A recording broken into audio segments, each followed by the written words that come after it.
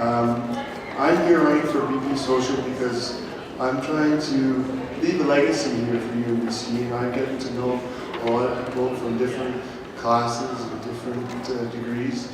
And I myself was running for psych and education, trying to increase my knowledge overall. So I'm trying to also increase my knowledge here at the university, at UNBC.